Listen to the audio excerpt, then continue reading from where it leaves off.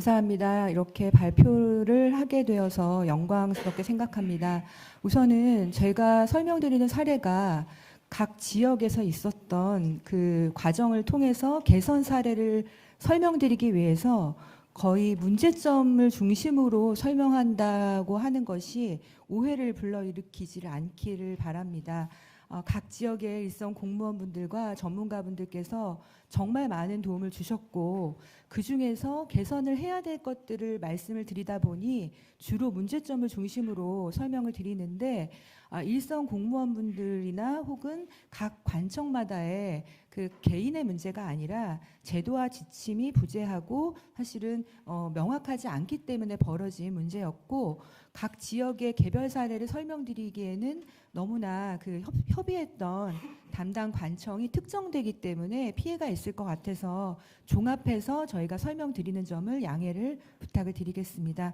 최대한 15분 동안 간략하게 설명을 드리고 자세한 내용은 자료집을 참고해 주시기를 바랍니다.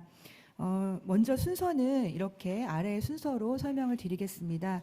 저희 YWCA 재구조화를 설명드리기 위해서는 저희 법인의 구조를 이해를 도와드려야 될 것 같습니다. 저희 YWCA는 3개의 중앙법인이 있습니다. 101년이 된 조직이다 보니까 제도가 계속 변화하면서 거기에 맞춰서 법인들을 설립을 하게 됐는데요. 먼저 YWC를 대표하는 한국을 대표하는 중심 조직은 한국 YWC 연합회입니다. 1922년에 조선 YWC 연합회로 창립을 했고 2011년에 사단 법인이 된 법인이고요. 두 번째가 후원회라고 하는 조직인데 YWC의 재산 관리를 목적으로 49년에 법인이 되었고 지금 현재는 지역 YWC가 분사무소로 되어 있는 중앙법인의 역할을 해왔습니다. 그리고 마지막으로 복지사업단이라고 하는 사회복지법인이 있는데 이 또한 사회복지사업법이 변화하면서 복지시설들이 사회복지법인이어야지만 운영될 수가 있어서 불가피하게 설립을 할 수밖에 없었습니다. 그래서 YWC의 의지가 아니라 제도의 변화에 어쩔 수 없이 맞추다 보니까 중앙법인이 3개가 되어 있는 상황을 설명을 드립니다. 먼저 조직 재구조화라는 용어가 굉장히 어색하고 낯서실 텐데 간단하게 말씀드리면 중앙법인 간의 정비, 그리고 중앙법인과 지역 YWC의 간의 관계 정리, 그리고 지역 YWC가 운영하고 있는 부속시설을 지역 YWC의 온전한 명의로 관리하고 감독할 수 있도록 하는 것이 저희 재구조화의 가장 중요한 핵심 방향입니다. 여기에 이유가 몇 가지가 외부적인 요인이 있었는데요. 첫 번째는 얼마 전에 기억하실 겁니다.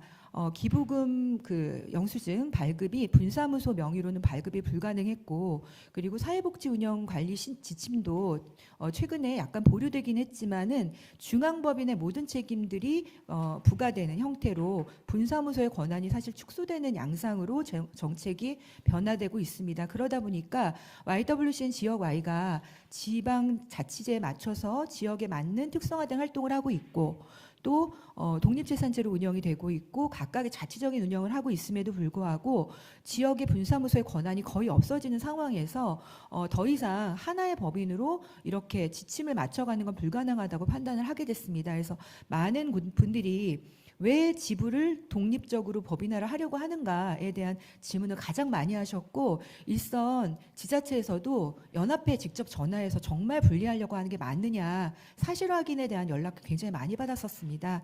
그래서 이런 배경이 있었다는 말씀을 좀 먼저 드립니다. 재구조화를 통해서 저희가 변화하려고 하는 것은 간략하게 말씀드리면 분사무소에 분사무소라고 하는 법인의 체계가 없지 않습니까? 분사무소까지만 있고 모든 것이 동일한 구조이기 때문에 사실은 분사무소인 지역 YWC가 운영하고 있는 다시 지부 에 대한 관계가 명확하지가 않았습니다. 지금 현재 상으로서는. 그래서 지부로 있었던 회원 YWC, 저희는 회원단체이기 때문에 회원이라고 부릅니다. 지역 Y를.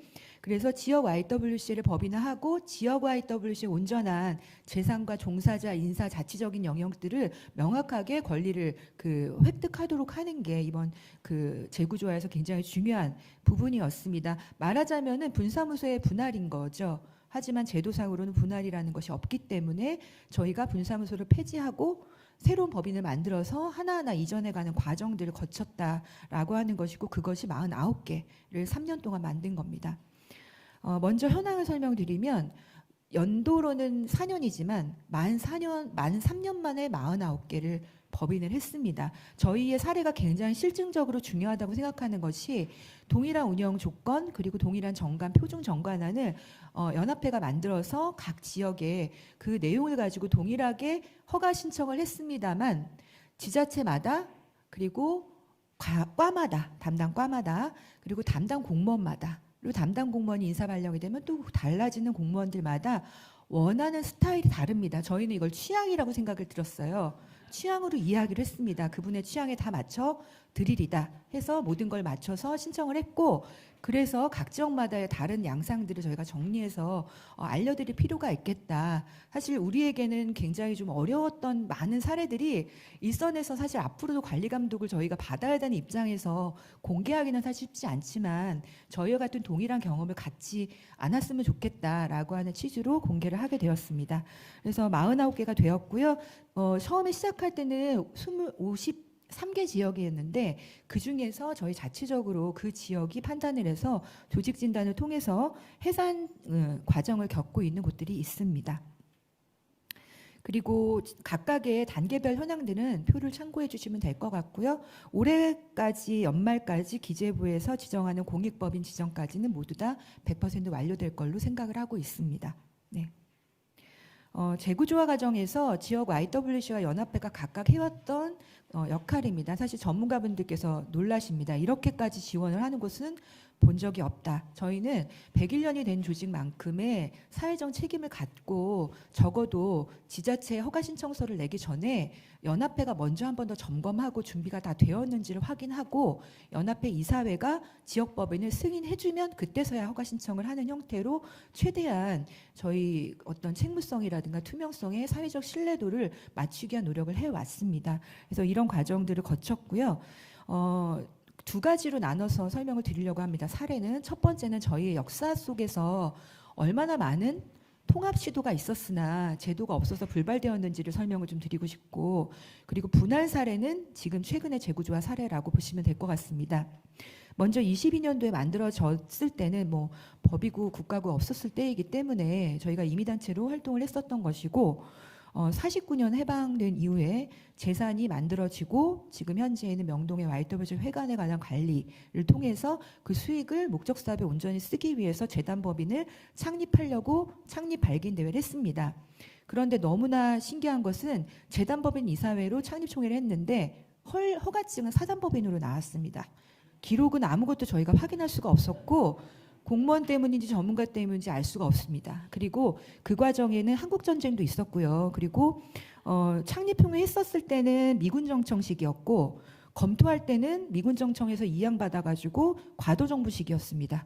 그리고 허가증을 받았을 땐 제1공화국이었기 때문에 얼마나 정신이 없었겠습니까? 거기다가 한국전쟁까지 일어났으니까 관리감독이고 뭐고가 없었던 것 같고 저희도 재단법인과 사단법인의 구분이 없었던 것 같습니다. 53년도가 돼서야 사단법인 형태로 정관도 바뀌었고 총회도 이루어졌습니다. 그리고 연합회는 그때까지는 임의단체였습니다만 사회단체로 등록한 게 61년도인데 자료집에 자세하게 나와 있습니다만 이때 그 5.16 군사쿠데타가 일어난 이후에 사회단체 등록법이 있었습니다. 그래서 거기에 맞춰서 죄송합니다. 사회단체가 15일 이내에 등록증을 받지 않으면 해산된다. 이런 조항이 있었더라고요. 그것 때문에 등록한 것으로 보입니다.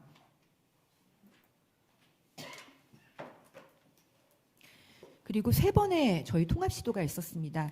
재단법인 후원회를 기획했으나 사단법인 후원회가 됐지만 그 재산관리법인과 실제 YWC 운동 주체인 연합회와의 통합을 3번을 시도했습니다. 첫 번째, 연합회를 후원회 법인으로 통합한 다음에 명칭을 연합회로 바꾸려고 했고요. 두 번째는 후원회를 해산하고 연합회로 통합해서 재단법인을 만들려고 했습니다.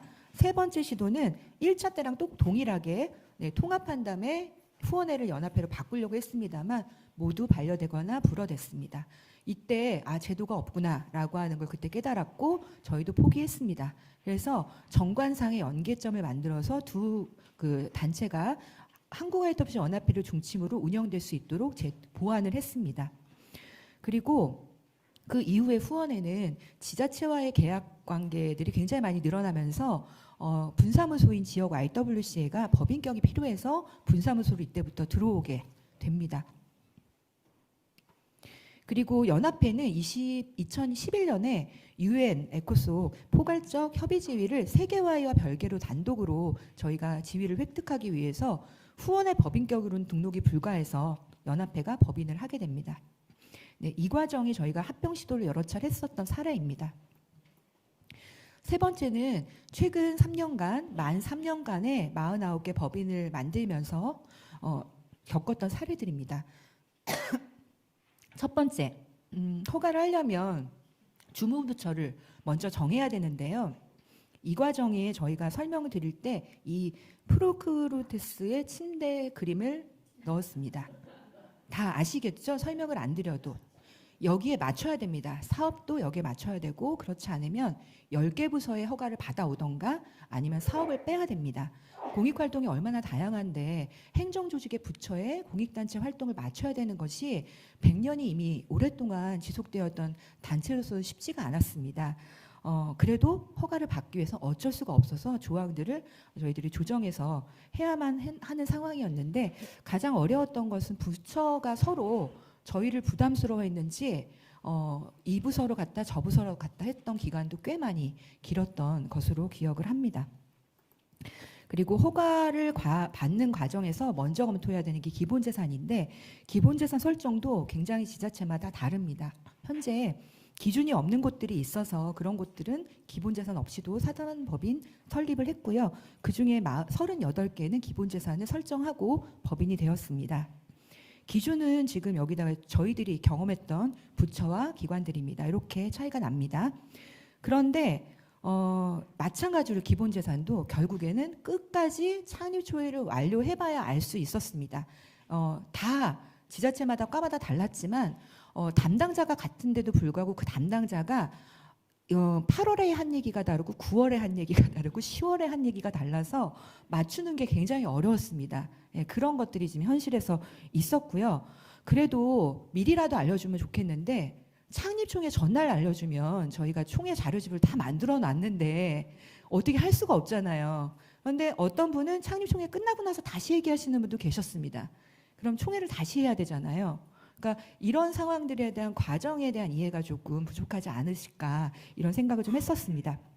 그리고 정관원 협의 과정 마찬가지입니다. 계속 달랐고 그리고 지자체마다 주무관마다 또 과마다 원하는 스타일이 있어서 조항도 거기에 맞춰서 그 조항목 기호들 있잖아요. 그런 부분들도 수정을 해드렸고요.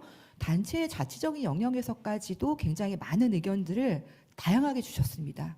반영하기 위해서 매우 많은 노력을 했습니다만 자치적인 영역에 대해서까지는 저희가 그것은 필수가 아니기 때문에 따를 수가 없다 해서 협의를 해서 되도록이면 설득을 하고 그렇게 정관 협의를 마무리를 했고요.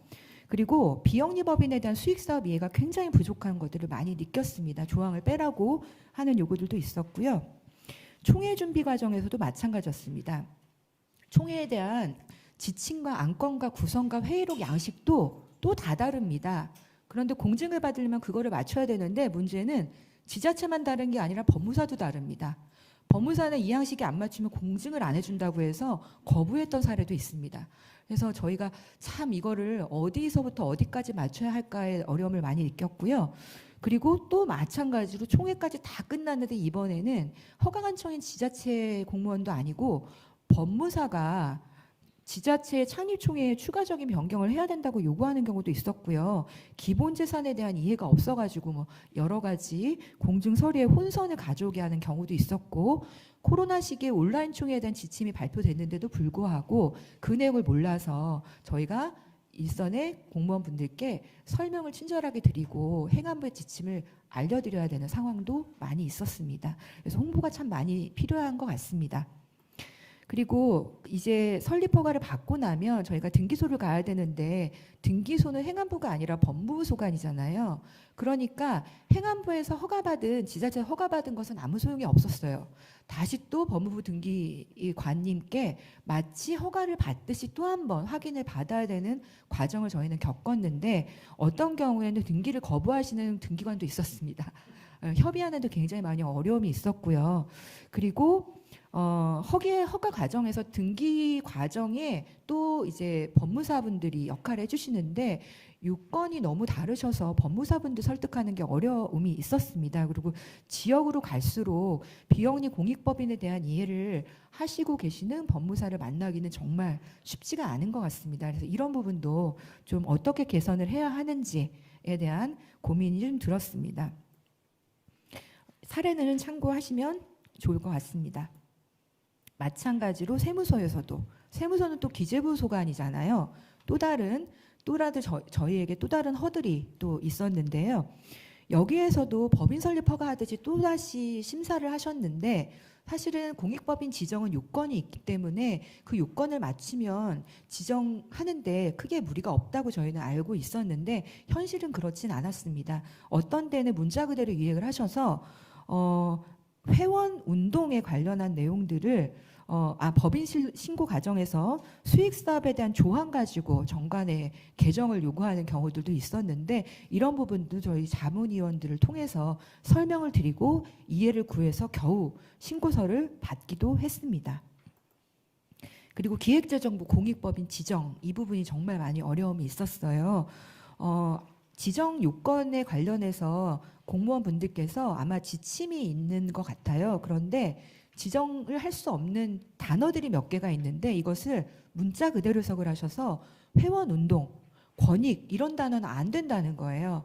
여성운동을 하는 단체이기 때문에 여성의 권익을 위한 운동 이렇게 목적에 썼는데 권익이란 단어가 들어가는 것은 공익법인 지정 안 된다 이런 식으로 해석을 하셔서 이런 하나하나를 설명드리는 게 굉장히 좀 어려움이 있었는데 사실 필수적인 요건이 아니면 공익 활동을 위해서 사실은 지정을 요청하는 단체에 있어서는 지정은 수월하게 하고 저는 관리가 오히려 더 중요하지 않은가라는 우리 토론자분의 의견을 공감하면서 이런 과정들을 말씀을 드립니다. 그리고 의사록 인증 제외 대상 법인까지 저희는 다 지정을 받는 것이 목표입니다. 이 과정에서는 사실은 아직 많이 홍보가 되지 않은 것 같습니다. 거의 일선 지자체에서는 저희가 신청하는 게 처음이었다라고 하는 것들도 꽤 있었습니다. 그래서 제도를 홍보하는 게 필요하다라는 생각을 했고요. 그리고 분할의 사례에서 있었던 사실 과정일 것 같습니다. 설립하는 신규 단체는 있지 않지만 분할의 경우에는 가지고 있던 분사무소의 재산과 종사자들 하나하나 이전하는 과정들을 겪어야 됩니다. 그런데 그 과정이 모두 다 세법상 신규 법인의 취득으로 보다 보니까 저희가 이미 재산세라든가 취득세를 다 완납했는데도 불구하고 또 한 번 마치 신규 취득인 것처럼 과세를 이중을 부담해야 되는 굉장히 커다란 문제가 있었습니다. 저는 반드시 보완 입법 필요하다고 생각하고요. 101년이 된 단체도 새로운 단체인 것처럼 신규로 허가증을 받는 순간 그 이전의 역사는 완전히 제로화가 됩니다. 그래서 모든 과정과 실적과 종사자의 근속 연수 모든 것이 다 종료가 되는 것이 저는 좀 납득하기가 어렵다. 현장의 상황들을 공감하고 개선 방법을 좀 찾아주셔서 좋겠다. 이런 말씀을 드립니다. 그리고 전세권에 관련한 불안정의 문제도 있었고요. 예를 들어 전세권의 설정 우선순위가 뒤로 밀린다던가 이런 과정들도 있었고요. 행정적인 소모가 굉장히 많이 심하다 이런 내용들의 호소를 드립니다. 토론자로 계시는 굿네이버스에서도 비슷한 경험을 하셨기 때문에 그 토론에서 또 구체적으로 말씀해 주실 것 같습니다. 사례는 자료집에 굉장히 자세하게 나와 있기 때문에 참고해 주시기를 바랍니다. 네, 감사합니다.